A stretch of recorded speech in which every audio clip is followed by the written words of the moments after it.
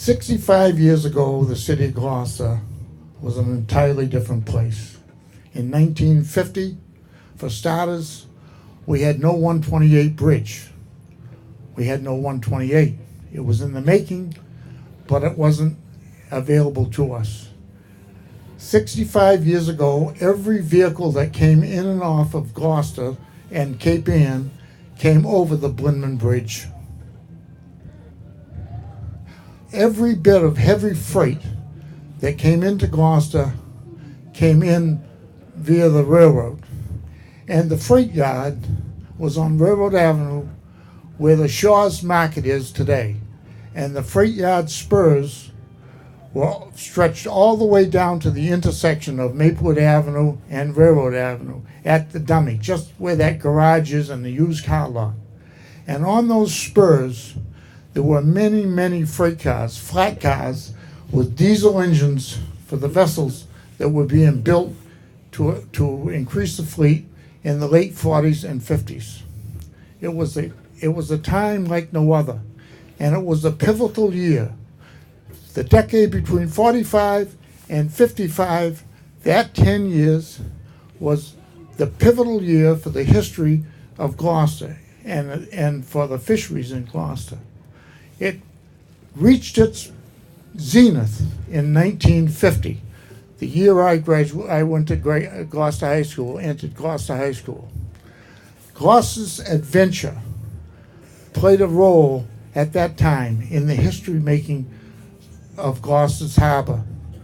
Gloucester's Harbor in 1950, at the peak, had over 200 vessels. We had over 2,000 fishermen. We had, on the fish pier alone, 5 working stalls, 5 companies, each employing 50 people apiece. An ice house and a freezer by Bert Morrissey that was employing another 75 people. Back of that, there were 2 dehydrating process plants, each working 24/7 from May until October, grinding up the gurry from the fish that was caught. We were landing 100, 200, 300, 400 million pounds of fish annually in Gloucester's Harbor. I was part of that from the time I was 12 years old. I loved the waterfront. I was around the waterfront. I fortunately met some wonderful people and was mentored by my friend Ben Pine. At the time I entered high school, I was working full-time for Ben Pine as a watchman for his vessels. I had all kinds of responsibilities. I loved him. He loved me. He was a Newfoundlander, just like the captain of this boat, Leo Hines. They loved kids. They wanted kids to get involved because in the future of this industry was the young kids coming along. Say, always encourage it. So now, late October, this vessel, the Adventure, pulled in to the wharf over there that looks over to Piney's Wharf, Schuler's Wharf, or Captain Carroll's Wharf now. On a Saturday morning, I looked across and I saw the Adventure. I didn't think too much of it because it was her custom in those days to come to Gloucester in May and in October and November for the winter maintenance and then leave for the winter fishing. But this year was different. She was going to have her engine overhauled, and I found out that she was going to be here November, December, and into January. To make a long story short, during the course of 2.5 months, I got to meet Leo Hines, his beautiful wife Lillian, who came down from their Melrose home every Wednesday like clockwork to inspect the vessel and see the progress of the job. He had a man Friday aboard the boat, as all of these boats did, a boatswain type that took care of the personal gear on the boat, Leo McDonald. And Leo and his wife Rose would come down from their home in Chelsea on the weekends to check to see how the vessel was going. I asked Leo one day, Leo, I'd like to make a trip on the Adventure. I'd like to see how that's being done because it's a vanishing art. All the men are old. I want to go. And he said, I don't see any reason why you can't, but you have to ask Captain Leo. Well, Captain Leo came down Wednesday afternoon as usual, and I was waiting for him. As soon as I saw him, I asked him, And he said, you can come anytime you want. When would you like to come? Have you an idea? I says, I'd like to come on my winter vacation from high school. And he says, you can come anytime you want. Welcome.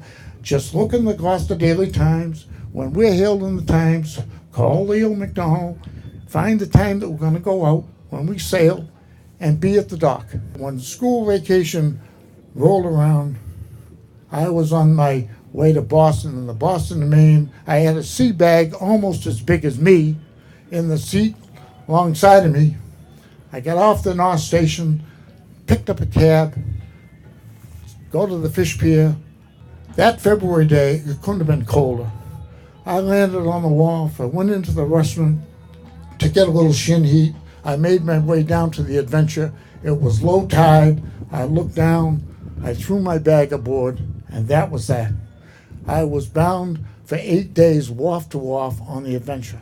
But the 8 days that I spent aboard this vessel in 1951, in the cold February on Browns Bank, feeding 27 men 4 times a day. Figure it, over 100 meals a day we put on the table, over 100. We were fishing the tides at 2:30 in the morning, 8:30 was dinner, 3 o'clock in the afternoon was supper, and 9 o'clock at night was the mug-up. 4 meals. A howling gale. The lifeline stretched from that rigging on the starboard side all the way after the pilot house, and me and my slipshods hanging on for dear life as this vessel rolled up and down, and 80 feet of green water was up the starboard side, looking up, and it was breaking over us. And I said to myself, my God, if that ever comes down on this vessel, we're gone. 25 old men, over 65 and 70 years old, were asleep in their bunks, totally oblivious to what was going on. I was a kid. I had no bunk. I was making my way to the pilot house. 2 men were in the pilot house, and through the window I saw a dim light. The light from the compass shining at the window. This vessel was purring along on my overhauled engine. What could be better? Would I do it again? I would do it again in a heartbeat. Thank you.